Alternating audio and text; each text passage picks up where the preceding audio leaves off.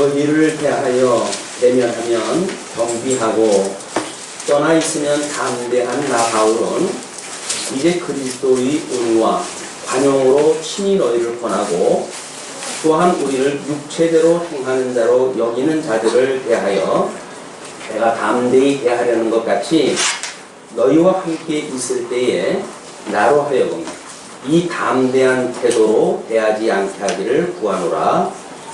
우리가 육체에 있어 행하나 육체대로 싸우지 아니하노니 우리의 싸우는 병기는 육체에 속한 것이 아니요 오직 하나님 앞에서 견고한 진을 파는 강력이라. 이야기가 한 두 각부 정도 꽈가지고 지금 이야기를 보고 있기 때문에 조금 우리 역사적인 해석이 아마 필요한 것 같습니다. 먼저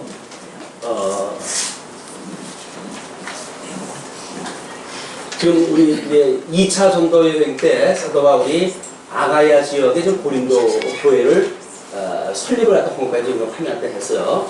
그런데 지금 3차 전도 여행에서 이 고린도 이 교회를 문제가 있기 때문에 이쪽을 건너가고 싶었지만은 여기서 반대를 하기 때문에 눈물로 귀향을 갖다 해가지고 마게도냐 반도로 건너가가지고 지금 이쪽으로 내려오려고 하는 그런 그 가운데에 디도를 통해 가지고 그나마 좋은 소식을 들은 것이 우리 이제 사도 바울이 이 고린도 후서를 기록하게 되어진 그런 그 배경이라고 우리가 이야기를 했어요. 그러면 하나님께서 지금 이 사도 바울로 하여금 고린도 이 아가 지역의 수도가 지금 고린도 지역인데 그 고린도 교회에 문제가 생겼다고 그랬잖아요. 그 문제가 바로 뭐냐면 거짓 선생들이 지금 등장을 했다는 겁니다. 이 거짓 선생들이 들어와가지고 끊임없이 여기 교회를 설립했던 사도 바울, 이 사도 바울에 대해서 비난을 갖다가 이제 하게 되어졌어요. 왜냐하면 사도 바울이 교회를 설립을 했기 때문에 이 교회를 자기네들의 의도를 가지고 장악을 하려고 하면 어쩔 수 없이 그 교회의 기초가 되어진 어떤 지주가 되어진 사도 바울을 공격을 갖다 해야 사도 바울이 세웠던 고린도 교회를 자기네들 마음에 맞게끔 이제 끌고 갈 수 있기 위해서 그렇게 되어진 거죠. 그렇기 때문에 지금 이 거짓 선생들이 사도 바울에 대해 끊임없이 공격을 한 것이 뭐냐면, 첫째, 이 사도 바울은 사람이 볼품이 없다. 일단 그 외향적으로 봤을 때 볼품이 없다. 그래서 마치 글로 쓸 적에는 대단한 그런 어떤 위력이 있는 것 같지만 막상 만나게 되면 아주 별 볼 일 없는 이런 인물이라고 이렇게 이야기를 했어요.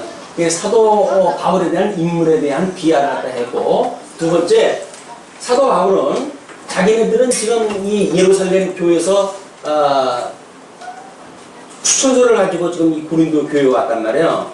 사도 바울은 추천서도 없어요. 그래서 이 추천서가 없는 걸로 봐가지고 사도의 바울은 자칭 자기가 사도라고 하지만 이 사람은 지금 사도가 아니다 라고 하는 걸 지금 공경을 갖다 해왔습니다. 이런 물론 이제 가르쳤던 어떤 내용이라든지 여러 가지 사항이 있지만 오늘 지금 10장의 배경에 언급되어지는 것이 크게 이 두 가지 문제로 해가지고 대두가 되어지거든요. 그러면 거짓 선생들이 지금 이야기한 것이 뭐냐면 사도 바울한테 10장 1절에서 이야기한 것처럼 대면하면 겸비하고 떠나 있으면 담대하다 이렇게 이야기를 한 거예요. 그러니까 사도 바울이 이제 거짓 선생들이 그렇게 이야기를 했으니까 너희들이 그렇게 말하는 나다 그 이야기예요.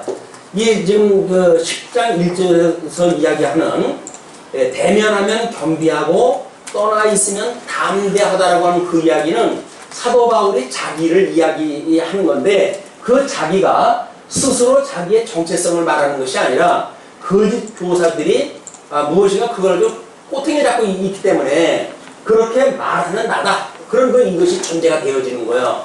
그러면 근데 이 두 가지 문제예요. 지금 여기서.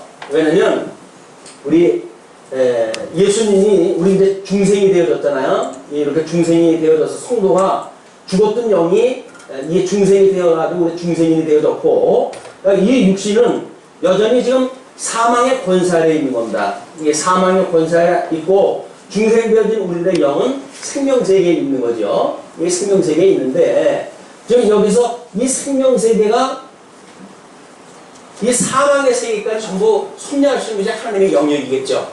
하나님은 이 어두움과 빛을 일반으로 여기시는 분이니까 이 하나님의 능력은 빛과 어둠 모두를 가지고 하나님이 어떠한 분인가를 계시하시는 분이란 말이에요. 그러니까 이 생명 되시는 하나님이 잠시 이 우리 사망 가운데 두었다가 성령을 보내줘가지고 우리를 구원을 갖다 해내겠어요.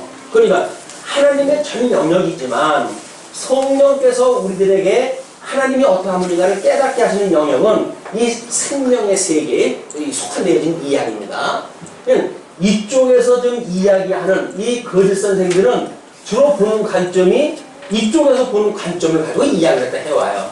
그러나 사도 바울은 이쪽의 이야기를 끌어다가 무엇을 설명을 하면 하늘의 이야기를 하는 거예요. 그러니까 이 거짓 선생들이 이야기하는 것과 사도 바울이 지금 이걸 변증하는 내용은 같은 문자를 쓰고 오부가고 이야기를 하는데 전혀 그 영역이 달라요.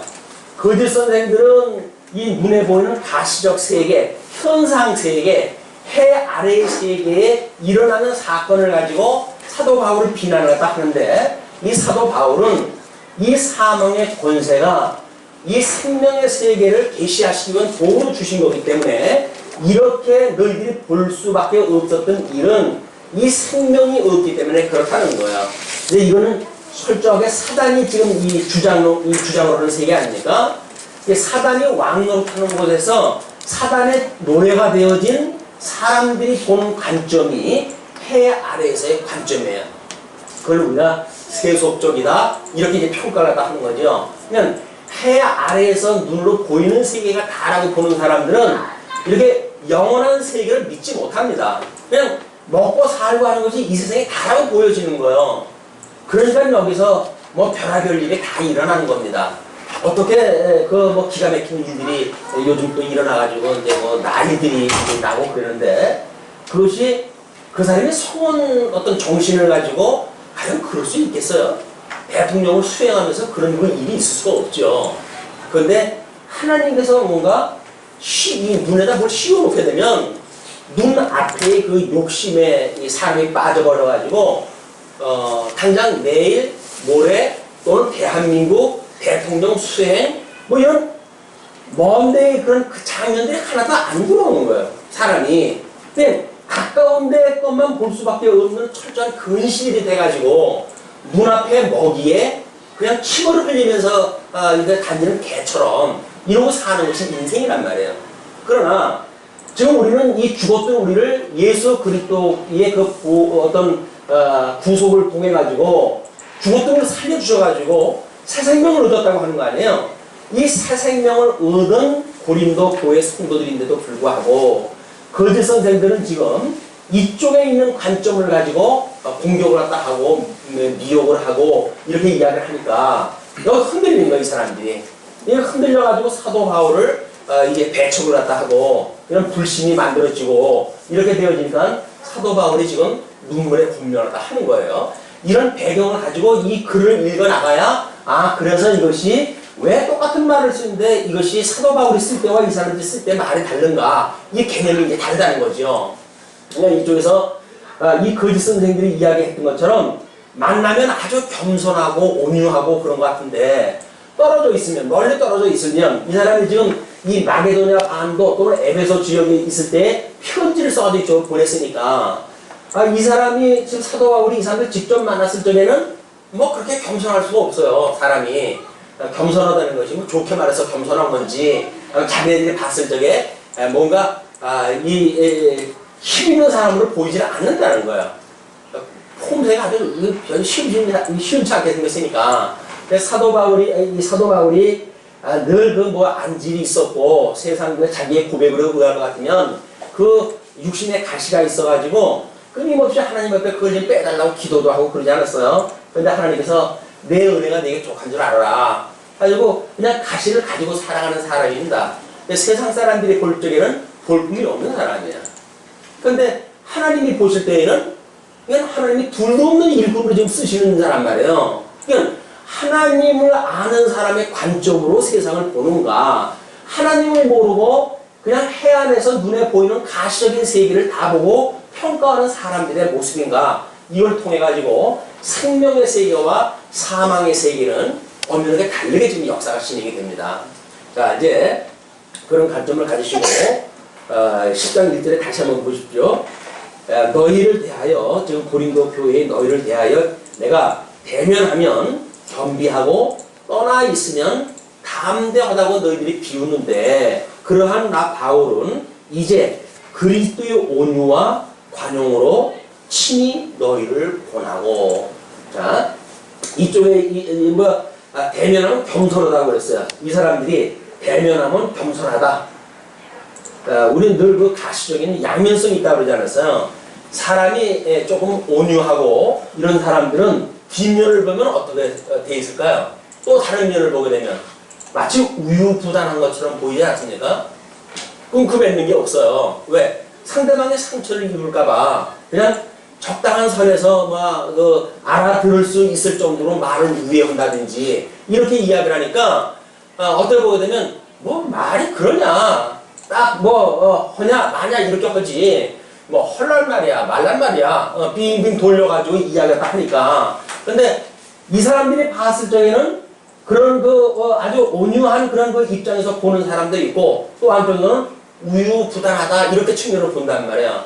또 어떤 사람은 예를 들어서 이쪽에서 리더십이 있어가지고 아주 카리스마 있게 뭐랄까 하는 사람이 있어요. 근데 뒷면에서 그 사람을 보면 뭐라고 할까요? 그걸 사이코패스라고 그런다고, 또 한쪽에서는. 왜냐면 지금 어떤 모든 걸 해가니까 강력한 어떤 리더십을 가지고 끌고 가잖아요. 근데 그 이면에서 다른 사람들이 그 사람으로 인해 피해를 보는 사람들의 입장에서 보게 되면 쟤 사이코패스 아니야? 어떻게 저럴 수가 있어? 사람의 그 임금을 쓰고 이렇게 보여진단 말이에요. 얘는 유명한 이 지도자들은, 이렇게 온유한 사람들은 이 지도자를 못해요.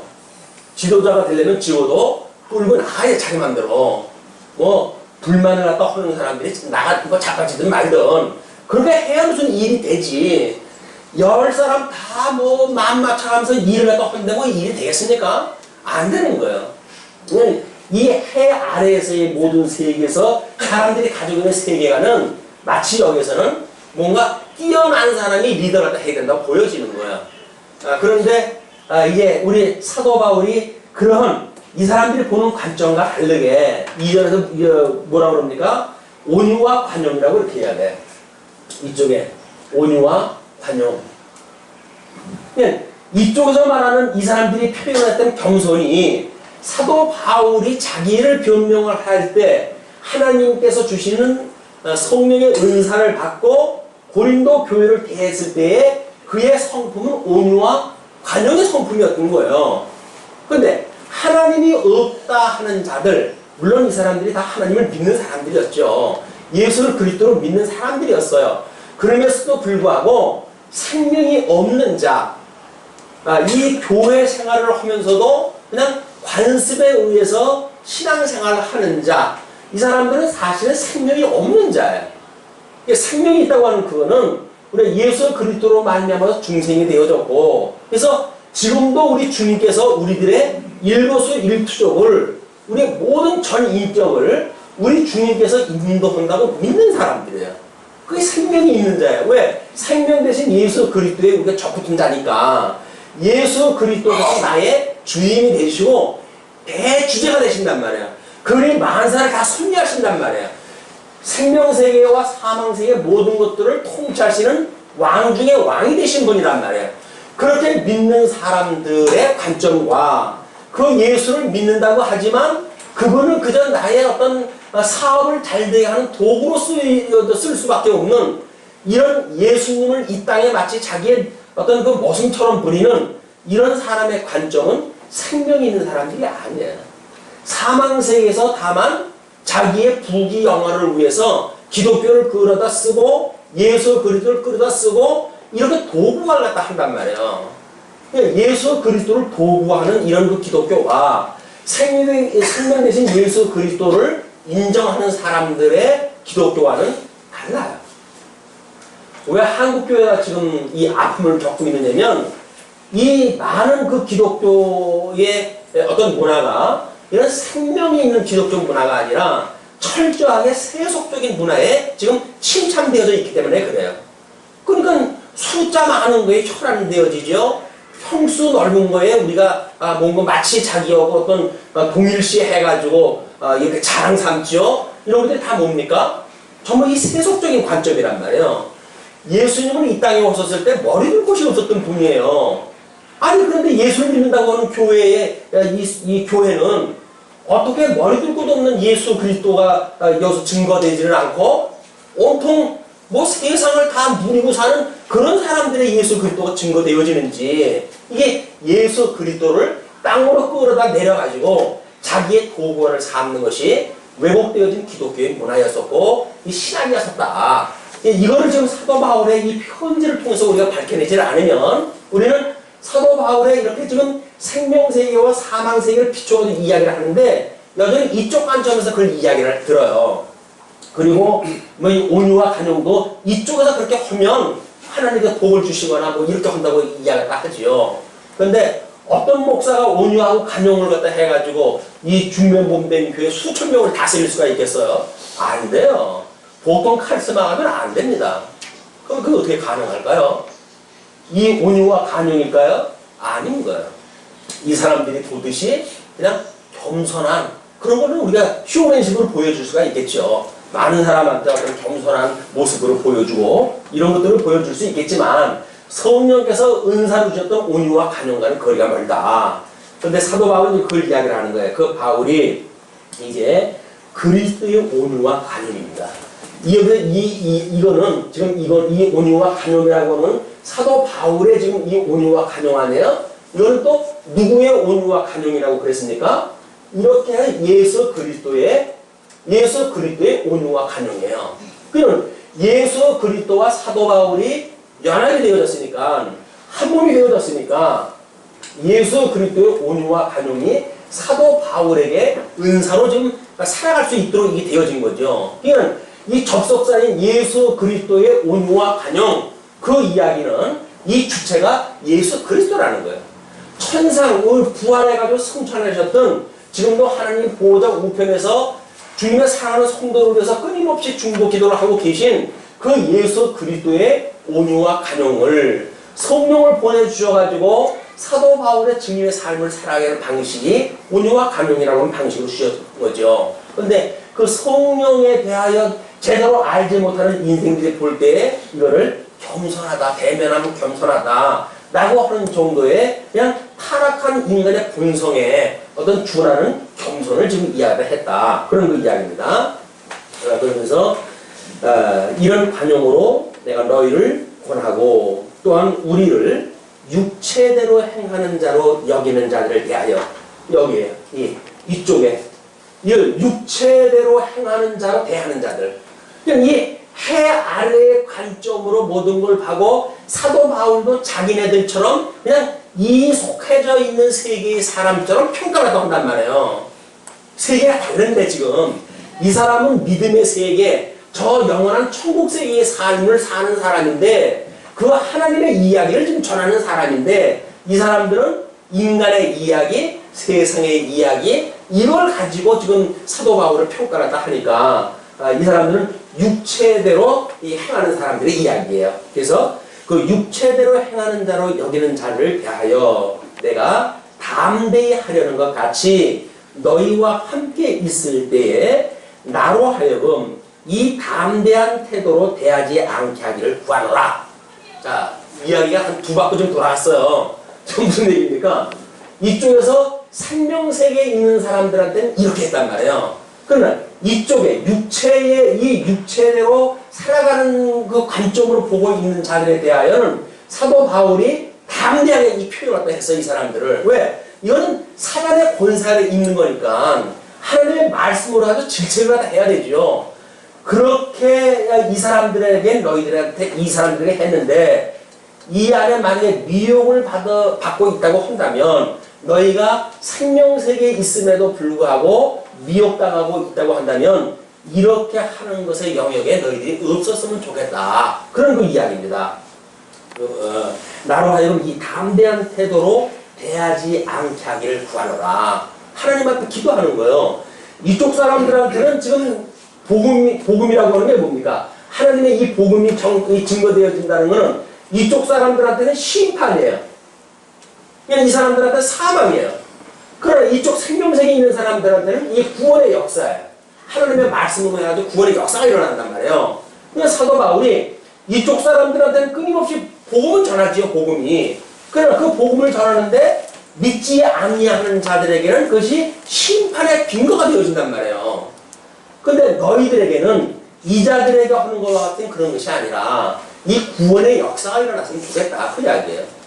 똑같은 사도 바울은 똑같은 그런 같은 시간대에 같은 공간에 같은 복음을 증거하고 있잖아요. 그럼에도 불구하고 육체대로 행하는 자들은 심판의 말씀으로 오게 되고 하나님을 믿는 예수 그리스도를 생명의 주로 믿는 사람들에게는 구원의 말씀으로 들린단 말이에요. 그러니까 하나님의 말씀을 들을 때 철저하게 우리 뼛속까지 이게 쪼개지는 우리의 성찰의 문제가 있어가지고 육체의 소욕은 끊임없이 죽어야 돼요. 그리고 성령의 소욕에 대해서 끊임없이 우리가 성장할 필요가 있는 거죠. 사도 바울이 지금 같은 공간대에 있는 사람들한테 그렇게 이야기를 합니다. 그러면서 우리가 육체에 있어 행하나 사도 바울도 지금 육체를 가지고 있잖아요. 육체에 가지고 있으면서 행하고 있어요. 사도 바울이 그렇게 하고 있지만은 육체에 속한 것이 아니요 오직 하나님 앞에서 견고한 진을 파는 능력이라. 사도 바울의 이 복음은 말씀의 운동력이에요. 이게 말씀의 운동력.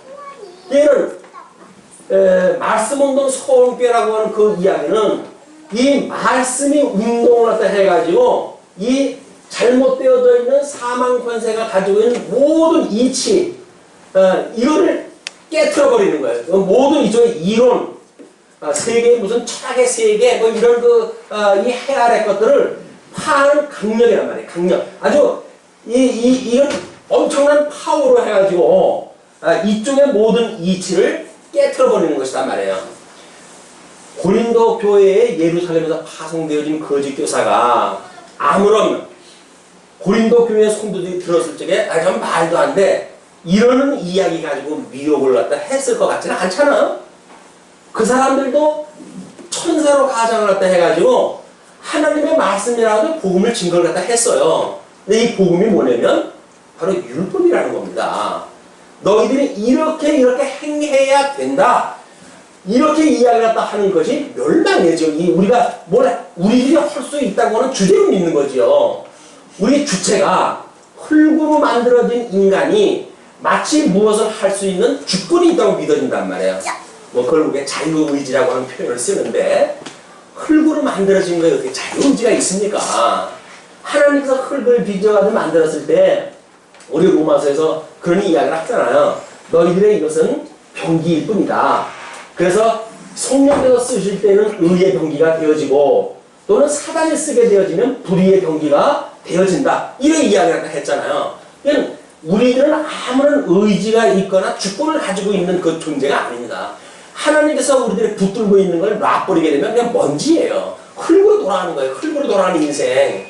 근데 이 흙으로 돌아가는 인생이 마치 어떤 주권이나 능력이나 의지가 있어가지고 율법을 우리가 지켜가지고 하나님의 이 의에 도달할 수 있다고 믿는 거예요. 이거를 성경은 불이라고 이야기를 한 거예요. 인간이 스스로 의에 도달할 수 있다. 이렇게 하는데 성경에서는 너희들은 의는 없나니 하나도 없어서 너희들의 의를 가지고 하나님의 의에 도달할 수 없다는 거예요. 그런데 이쪽에 율법 교사들은 뭐라 그랬어요? 너희들이 율법을 잘 지켜야 하나님의 의에 너희들이 도달할 수가 있다. 그러면 이때 이야기로 우리가 율법의 이야기를 했지만 지금 현대적인 이야기로 하면 뭐예요? 너희들이 신앙생활을 매일같이 성수주의를 해야 되고 매일같이 11조를 갖다 해야 되고 매일같이 어떻게 하여야 하나님의 의에 도달되어진다는 이야기란 말이에요. 그것이 하나님께서 보셨을 때 말할 수 없는 이 불의의 일들이었어요. 그래서 사도 바울이 아니라 우리 예수 그리스도가 하나님의 의가 되어져서 사망의 권세의 종로로 타던 너희들을 위하여 십자가에 못 박아 죽으시고 직접 사망 권세를 이기시고 부활하심으로 하나님의 의가 되었음에도 불구하고 너희들이 어떻게 과거의 율법으로 다시 돌아갈 수가 있단 말이냐. 너희들이 의롭게 되어진 것은 예수 그리스도 하나님의 의가 되신 예수 그리스도의 구속사역을 통해 가지고 하나님의 의에 너희들이 참여하게 되어졌으니까 율법으로 말미암지 않는 것이고 오직 하나님의 은혜로 말미암은 것이라는 이야기예요. 근데 이 인간이 하나님의 은혜로 되어졌다고 한다면 우리는 너무 좋은 거 아니에요? 왜냐면 하나님께 거저 주신 거니까. 그런데 이 사망 세계에 우리가 빠져버리게 되면 그렇게 되면 우리는 자랑할 것이 없잖아요. 왜? 주님께서 다 했는데 자랑할 게 뭐가 있어요? 생생날 것도 아무것도 없잖아요. 주님께서 다 주셨는데 거저 주셨는데 이 은혜가 그럼 내가 여기서 누리고 사는 우리 삶에 있어서 자랑거리가 아무것도 없어져 버리는 거예요. 아무 공로도 없어져 버려요. 그래 인간들이 자꾸 자기 공로를 만들기 시작을 합니다. 그 자기 공로를 가지고 있어야 그게 자기 면류관이라고 알고 있는 거예요. 그게 자기 상급이라고 알고 있는 거예요. 그러나 사도 바울은 그게 아니다. 너희들은 그걸 할 수가 없도록 완전히 죽었던 인생들이야. 그러나 우리 예수 그리스도의 중보로 인해 가지고 너희들이 이 구원에 참여가 되어졌으니까 언감생심 너희들이 스스로 뭘 행해가지고 구원받는다고 그런 생각을 하지 마라. 이렇게 이야기 되어진 거란 말이에요. 자, 4절에 이제 그래서 그렇게 이야기를 한 겁니다. 우리의 싸우는 병기는 육체에 속한 것이 아니요 오직 하나님 앞에서 견고한 진을 파는 강력이라. 우리들의 그 병기는 육체에 속한 것이 아닙니다. 예수를 믿는데 뭐 건강해야 된다. 예수를 믿는데 돈이 많아야 된다. 예수를 믿는데 무슨 권세가 있어야 된다. 이렇게 예수 믿는다는 이야기는 전부 거짓말이에요. 여기서는 그런 조건을 가지고 예수 믿는 것이 아니라 우리 예수님이 예를 들잖아요. 뭐 좀 잔치를 갖다 병설을 갖다 해놓고 사람 오라고 그랬더니 결혼을 갖다 했기 때문에 못 온다. 뭐 밭을 샀기 때문에 시운전을 갖다 하기 위해서 못 온다. 아주 핑계를 내잖아요. 모든 조건이 있을 만한 자들은 다 안 옵니다. 그 잔치에 안 와요. 그냥 예수님께서 그 주인이 그러잖아요. 길거리에 가지고 놀고 있는 사람들 데리고 와라. 그 사람들 데리고 잔치를 다 피시는 거예요. 율법주의자들, 그 유대, 우리 이스라엘 사람들이 율법을 믿고 이렇게 됐던 사람들이기 때문에 예수님 오셨을 당시에 예수님을 이 구속주로 믿지는 않았잖아요. 그러니까 자기네들이 가지고 있는 율법을 가지고 하나님의 의를 이룬다고 생각했던 사람들이기 때문에 그런 사람들에 대하여 지금 사도 바울이 아주 강력하게 지금 이걸 선고를 하는 겁니다. 사형 선고. 넌 그럼 죽어. 그 이야기예요. 자, 그러면서 이제 그 5절서부터 6절 보게 되면 재론을 파하고 그리스도께 복종케 하기 위해서 예비 중이다 이렇게 이야기를 합니다. 모든 이론을 파하며 하나님 아는 것을 대적하여 높아진 것을 다 파하고, 그러니까 하나님과 같이 되려고 했던 모든 이치가 다 있어요. 우리 뭐 바벨탑을 쌓았던 이런 그 모든 사건도 여기서 나와요. 하나님께서 흩어오자 하는 그 흩어짐을 면하자라고는 인간이 가지고 있는 이쪽 세계의 모든 세계관, 모든 철학 세계 이런 것들을 말씀으로만 이것이 이을 수가 있다 그 이야기예요. 그러니까 하나님의 말씀을 우리가 공부가 필요한 것은 말씀이 바로 힘이기 때문에 그런 겁니다. 이거는 이제 일반 세계 속에서는 아는 것이 힘이다 이렇게 이야기를 하죠. 때로는 뭐 정보가 힘이다, 때로는 돈이 힘이다, 때로는 권세가 힘이다 라고 해서 여러 가지 권력이니 뭐 재력이니 이런 거 어떤 힘을 갖다 이야기를 하지만 사실은 진정한 힘은 만사 만물을 섭리하시는 하나님께로부터 말미암는 게 힘이에요. 왜? 힘의 근원이 하나님 아닙니까? 힘의 근원이신 하나님께로부터 힘이 나오는 거지, 인간이 흙으로 빚어진 인간이 그 인간이 만드는 이론 세계가 힘이 있는 게 아니란 말이에요. 그러나 아이러니하게도 21세기 지금 현대는 하나님이 없다고는 사신신학에 의해 가지고 모든 것들이 다 잠식되어져 있어요. 그러니까 이 세상에 하나님이 살아계시다고 증거하는 교회조차도 얼마나 없습니다. 하나님이 좀 살아계시다라고 증거하는 교회도 얼마나 없어요. 그 하나님은 다 이 땅에 와가지고 우리와 함께 고난받는 그냥 그런 하나님이지, 그분이 지금 만사 만물을 섭리하신 그런 하나님으로 알고 있는 사람들도 없다고요. 이런 아이러니한 시대에 지금 2000년이나 격한 오늘날 사도 바울의 편지가 우리에게 말씀의 어떤 파워로, 힘으로 이거 와닿았으면 좋겠습니다. 그래서 너희의 복종이 온전히 될 때에, 예수 그리스도께서 지금 우리들의 이 영혼 중생이 시켜졌지만 아직도 우리 사망은 육체의 소유 가운데 있잖아요. 이 육체의 소명이 우리가 이제 하나님이 오라고 하시는 날까지 끊임없이 자라게 되면, 점점 우리의 이 영의 소욕이 위쪽으로 가게 되면 나 육체를 벗어버리게 될 거 아닙니까? 하나님 나라에 가게 될 때 우리가 죽는다고 하는 것이 육체를 벗는 일이니까 육체를 벗게 되어지는 것이 온전히 그리스도의 통치에 우리가 도달하는 거예요. 그러니까 그 여기서 이야기하는 너희의 복종이 온전히 될 때 그 이야기는 육신을 벗어버릴 때 그 이야기예요. 너희들이 죽을 때 그 이야기입니다. 온전히 될 때에 모든 복종치 않는 것을 벌하려고 예비하는 중에 있노라. 그러니까 이제 이 우리 인간에 대한 이야기는 우리 육체가 죽는 걸로 표현이 되어지지만 이것이 세계로 이야기를 하게 되면 마찬가지로 이쪽에 이제 우주적 종말이 올 거 아니에요. 흙으로 빚어 만들었던 이 천지의 세계가 결국은 이 하나님께서 심판하실 때가 온단 말이에요. 심판하게 되면 이 천지가 다 없어지겠죠. 천지가 없어지는 것이 우리들의 구원, 온전히 복종할 때까지 하나님 기다리고 있는 거란 말이에요. 그래서 모든 하나님의 백성들이 구원에 다 이르게 되어지게 되면 이 세상은 불로 싹 녹아버리고 없어지는 거예요.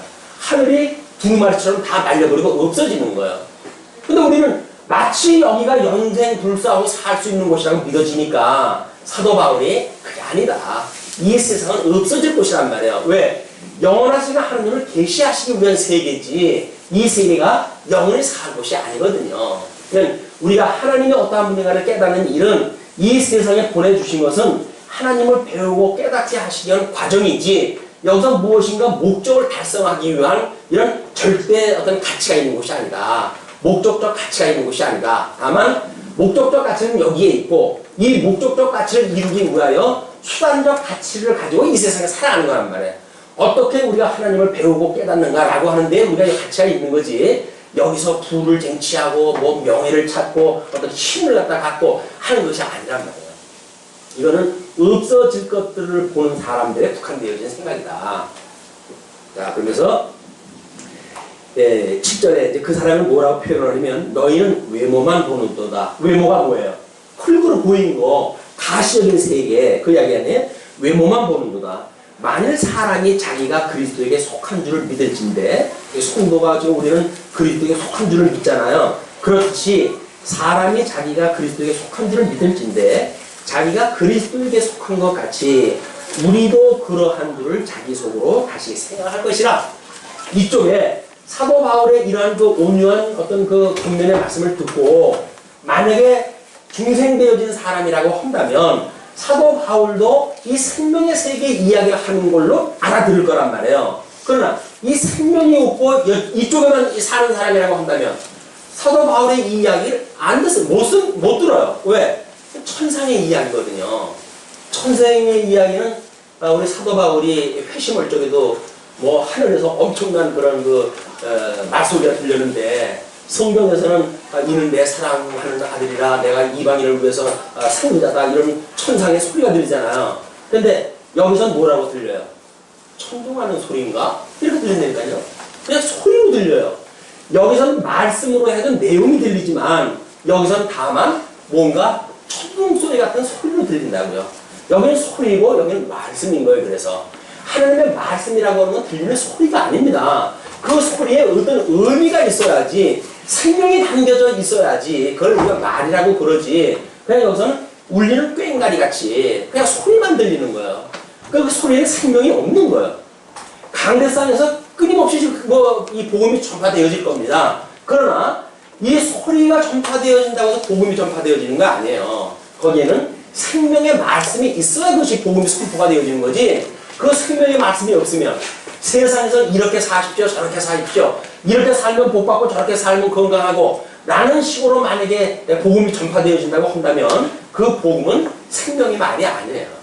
보통 철학 이론을 하는 사람들이 심리학을 이야기하고 뭐 힐링을 이야기하고 하는 사람들의 이야기가 좀 전해지는 거 아니에요? 여러분들 얼마나 일주일 동안 애를 쓰셨습니까? 이제 우리가 뭐 예수님 안에서 우리가 뭐 어쩌고저쩌고 해가면서 이 이야기가 흡사해요. 똑같아. 이거 내용이 다른 게 아니에요. 그런데 거기에는 이 세상의 이치를 가지고 설명을 한단 말이에요.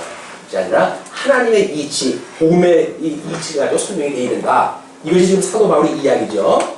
그래서 만약에 너희가 그 그리스도에 속했다고 한다면 내가 그리스도에 속한 줄 너희가 알 것이다. 그 이야기죠.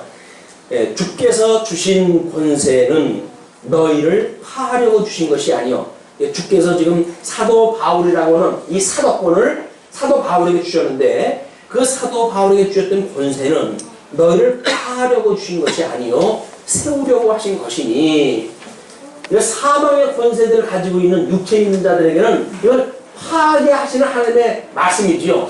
그러나 예수 그리스도를 믿고 사도 바울의 복음을 통해 가지고 예수 그리스도를 믿는 죽었던 영이 살아난 중생이라고 한다면 그 이야기예요. 중생이라고 한다면 너희들을 파하려고 하는 것이 아니라 세우려고 하는 것이다.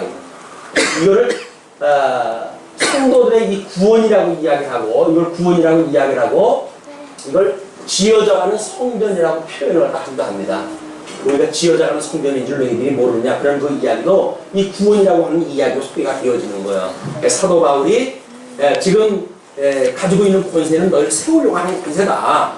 너희들 무슨 뭐 사람들 앞에서 하는 것처럼 너희한테 인심을 끌기 위해 가지고 겸손을 떨구냐 그런 게 아니다 그 이야기예요. 내가 이 온유와 간용을 하는 이야기는 너희를 세우기 위해서 그런 것이다.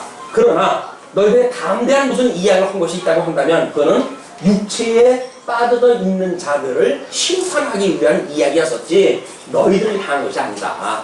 너희는 구원을 위한 거고 육체에 있는 자들에게는 멸망을 선언하는 그런 그 파하는 강력한 복음으로 증거되어진 거다. 그런 그 이야기죠. 세우려고 하신 것이니 내가 이에 대하여 지나치게 자랑하여도 부끄럽지 아니하니라. 뭐 하나님의 뜻대로 되어졌으니까 부끄러운 것이 아무것도 없다는 거야. 그러면서 이는 내가 편지들로 너희를 놀라게 하려는 것 같이 생각지 않게 하니니 편지를 쓸 때 이 복음의 그 능력이라는 게 늘 양면성이 심판의 그 이야기니까 그래서 그 생각지 않게 하니 저희 말이 그 이제 미혹자들 거짓 교사들의 이야기가 그 편지들은 중하고 힘이 있으나 그 몸으로 대할 때는 약하고 말이 시원치 않다 하니 이걸 아까 1절에서 인용을 한 거야. 너희들이 나를 별 볼 일 없는 인간이라고 해가지고 표현을 하는데 그런 그 이야기죠. 왜 시원치 않다 하니 이런 사람은 우리가 떠나 있을 때에 편지들로 말하는 자가 어떠한 자이면 함께 있을 때에 행하는 자도 그와 같은 자인 줄 알라. 내용은 무슨 내용인지 감이 오시겠죠?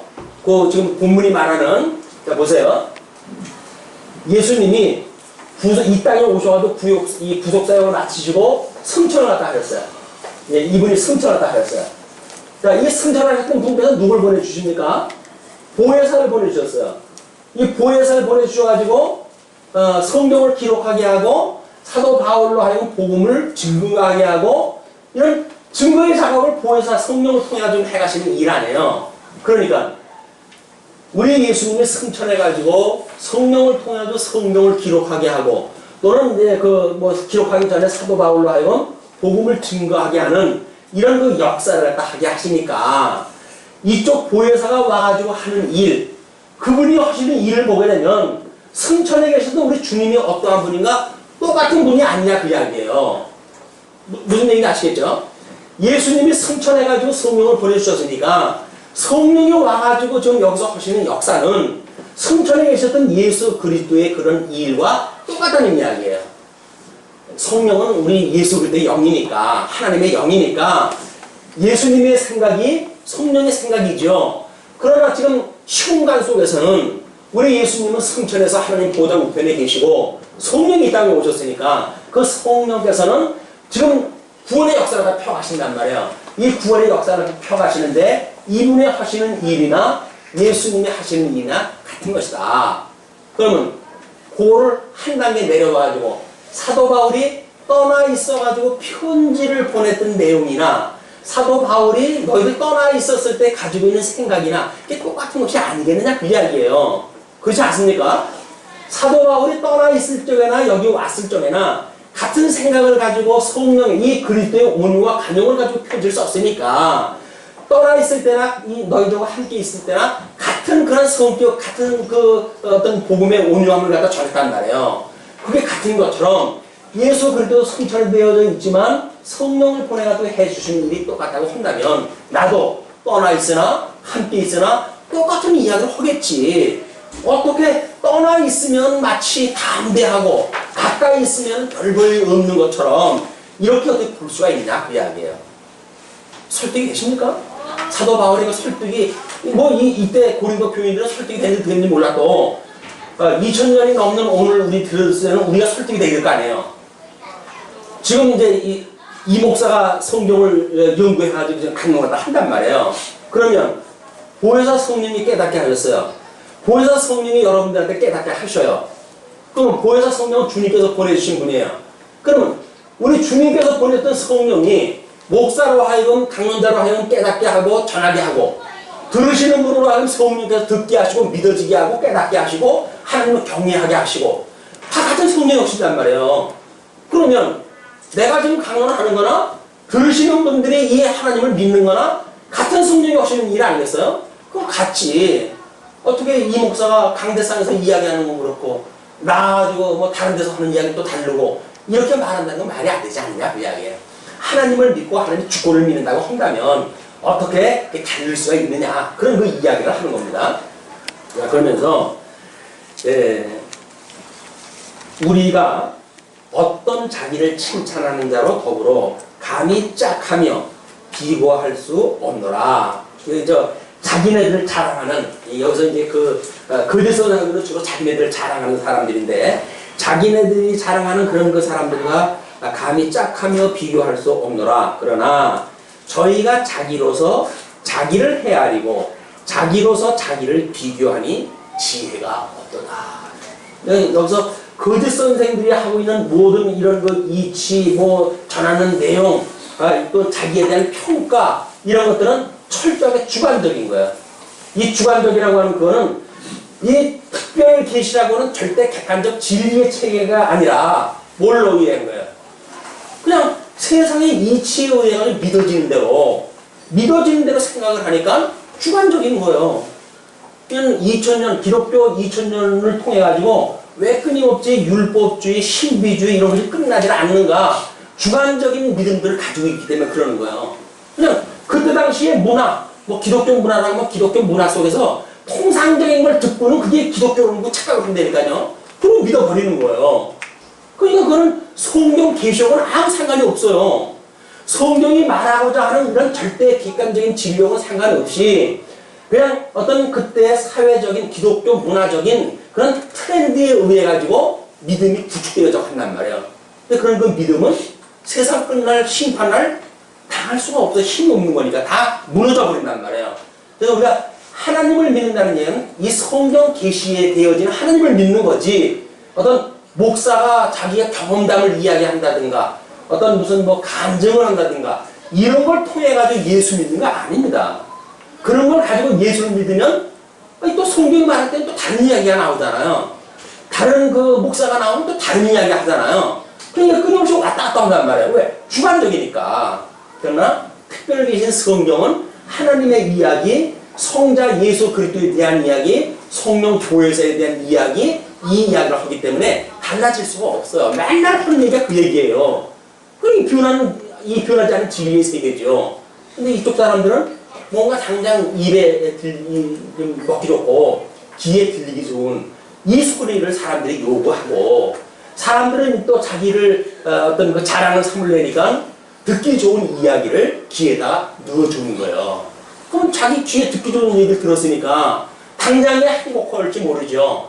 나는 예수님을 믿고 행복해. 예수님을 믿고 내가 부를 쟁취했어. 예수님을 믿고 내가 명예가 어떻게 됐어. 라고 해가지고 이걸 이야기를 한단 말이야. 그 예수님이 자기와 함께 있다고 믿는 거예요. 그러나 예수님을 믿는다는 이야기는 끊임없이 이걸 깨트리는 일이에요. 이 죽는 일이에요.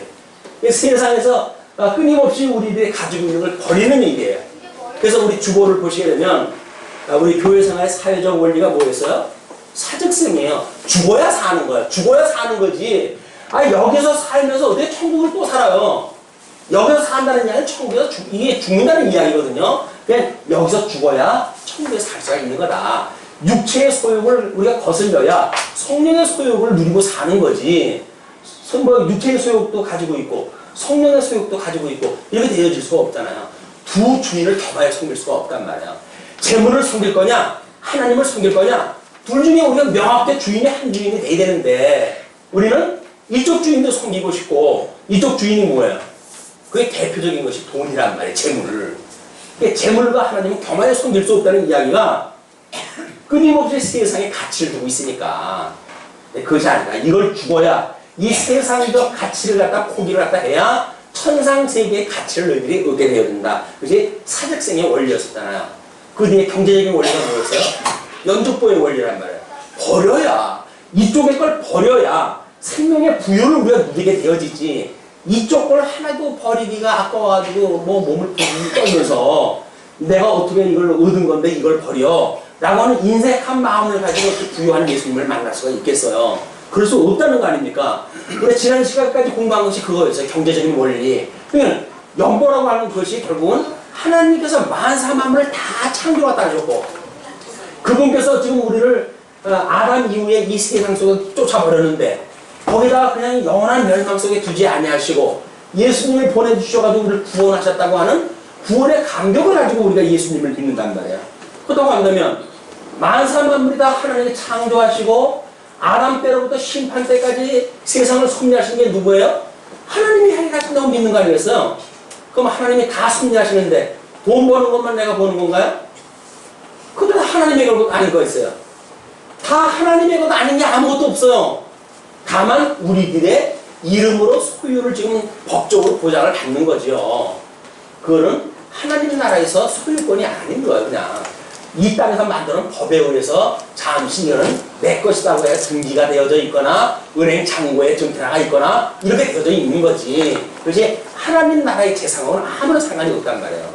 그러나 우리가 이 하나님의 것이라고 믿는 순간 우리들에게 있는 모든 은사, 이게 누구의 것이에요? 하나님의 것이에요. 그러면 은사, 모든 은사가 만사가 하나님이 주신 건데 돈은 누구의 것이에요? 하나님의 것이라면 큰일 나요. 이제 다 뺏게 되니까. 그러니까 돈은 이거는 내 거니까 내 은행 잔고에 있는 건데 그러니까 왜 내가 그걸 갖다 내느냔 말이에요. 이런 생각이 드는 거예요. 인색한 마음이. 그러나 하나님의 것이라고 믿어지는 것만큼 우리가 그거를 선한 일에 우리가 쓰게 되죠. 그걸 우리가 연보라고 한다. 그러니까 11조를 내야 돈을 번다고 하면 사기꾼들입니다. 이건 종교 사기꾼들이 종교 사기꾼들을 그렇게 해가지고 성도로 하여금 돈을 착취하고 그거로부터 해가지고 교회가 좀 난리가 나는 거예요. 지금 재정이 어떻게 돌아가는지 아는 사람 아무도 없어요. 성도들이. 왜 그렇습니까? 아니 11조를 내는데 11조를 내면 어떻게 사용되는지도 알아야 될 거 아니겠어요? 그 성도들이 몰라요.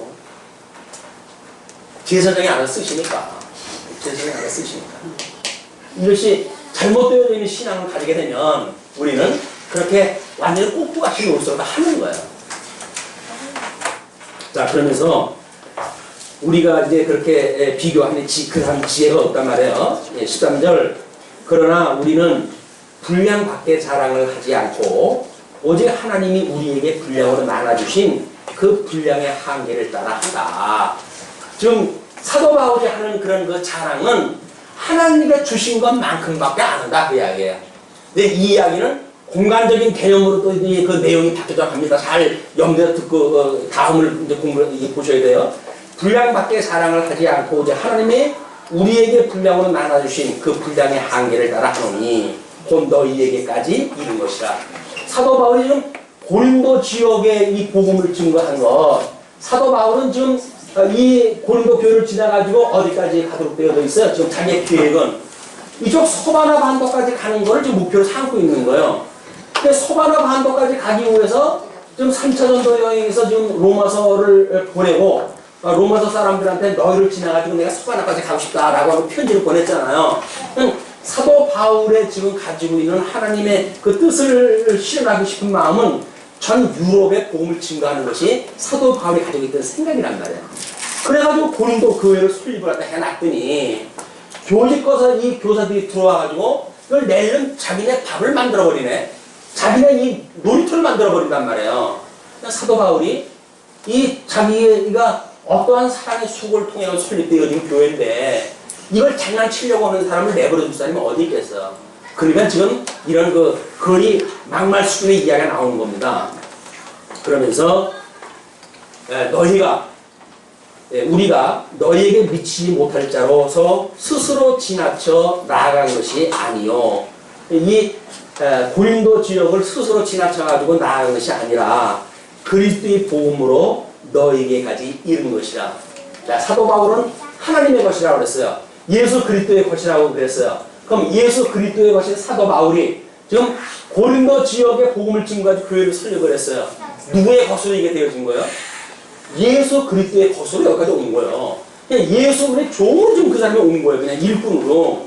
그거를 인간 어떤 바울, 과거의 사울이라고 하는 인간으로 보는 것이 아니라 하나님의 동역자, 하나님의 사역자로 본다고 했을 때에는 이런 거짓 교사들의 이야기를 할 수가 없죠. 거짓 교사들은 사도 바울을 하나님의 일꾼으로 보지 않았단 말이에요. 그렇기 때문에 자기네들의 어떤 자랑을 삼기 위해서 사도 바울을 음해하고 이런 일들이 있었던 거죠. 그러면서 우리는 남의 수고를 가지고 분량밖에 자랑하는 것이 아니라 오직 너희 믿음이 더할수록 우리의 한계를 따라 너희 가운데서 더욱 위대하여지기를 바라노라. 여기서 사도 바울을 통해 가지고 하나님께서 여기다 생명의 교회를 세워주셨어요. 여기서 말씀의 교회를 세워주셨어요. 하나님께서 여기에 말씀은 더 소원교회를 세워주셨어요. 나는 신앙 고백이 너희들이 가져가지고 이런 것들을 잘했으면 좋겠다. 이게 인간이 지어놨고 인간의 어떤 힘에 의해가지고 농락당하는 그런 교회가 아니라 하나님의 교회라고는 그런 생각을 가졌으면 좋겠다. 그 이야기예요. 그 이야기가 지금 그렇게 이야기를 하는 거예요. 우리의 한계를 따라 너희 가운데서 더욱 위대하여지기를 바라노라. 이는 남의 한계 안에 예비한 것으로 자랑하지 아니하고.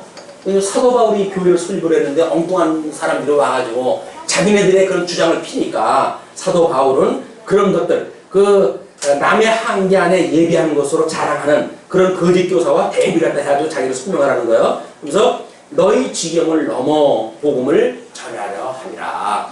그렇다고 해서 내가 이 소유권을 주장한다든지 그런 개념도 아니다. 내가 복음을 증거해서 교회를 세웠던 것처럼 로마에도 소바나 반도에도 이 복음의 교회를 갖다 세우고 싶은 것이 나의 열망이다. 그 이야기예요. 사도 바울의 그 충신이 전해져 옵니까? 제가 소개를 잘못하게 되면 사도 바울의 이 애절한 어떤 중심의 말이 엉뚱한 저 사람 뭐 자기 이익을 챙기려고 그러는 거 아니야? 이런 걸로 삐뚤어 보일 수가 있으니까 그냥 사도 바울의 절실한 마음에 우리 공감이 가야 돼요. 그렇게 됐을 때 우리는 이 교회가 만약에 하나님께서 세우신 교회라고 한다면 지금 우리 말씀운동 성업교회는 누가 세우신 거예요? 주님께서 세우신 거예요. 우리 임직자가 세워지고 조금 이제 뭐 다른 성도님들 와보십시오. 오게 되면 뭐 기득권을 가지고 있는 사람, 개척 멤버, 뭐 무슨 멤버, 뭐 이렇게 해가지고 지역별로 해가지고 고린도 교회처럼 갈등 구조가 또 만들어질 수 있죠. 그러나 이 고린도의 서처럼 이것이 하나님께서 세우신 교회라고 하는 게 믿어져야 그래서 이파 저파가 아니라 바로 예수 그리스도를 한 주인으로 모시는 성도들의 교회가 되어진단 말이야. 자, 자랑하는 자는 주 안에서 자랑할지니라. 자기네 스스로 어떤 추천서를 이야기를 하고 이제 이 사도 바울을 비난하려니까 자기네들이 정당화해야 될 거 아니겠어요. 그래서 자기네들이 다른 사람 비난할 때 가만히 잘 들어보세요. 그 이야기는 뒤집어서 보게 되면 자기 자랑이에요. 다른 사람을 비난하는 건 자기 자랑이에요. 자기를 높이기가 쑥스러우니까 다른 사람을 찍어 누르고 비난을 갖다 하게 되면 마치 자기가 높아지는 것처럼 착각을 하는데 그렇지 않습니다. 하나님의 법은 우리 정치적인 원리가 뭐라고 했어요? 공적치예요. 섬김으로 해서 다스리는 일이지 다른 사람 앞에 굴림으로 해서 다스리는 게 아니에요. 다른 사람 앞에 굴림어서 다스리는 이거를 우리가 증승권사라고 이야기를 하는 거예요. 이걸 정글의 법칙이라고 이야기를 하는 거예요.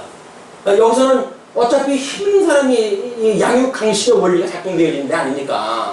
그러나 생명이 있는 곳에는 어떤 양육 강식의 이 힘의 논리가 작동되는 것이 아니라 오히려 성김으로 다스려짐이 가능한, 왜? 주님께서 하니까 이 주님의 온유와 간영으로 이 주님이 이러한 성품을 가지신 분이니까 나는 온유한 자가 나에게 와서 온유를 배우라 라고 했던 주님이 온유하시니까 천상에서 이분이 그렇게 다스리니까 사도 바울은 이거대로 그냥 한 거예요.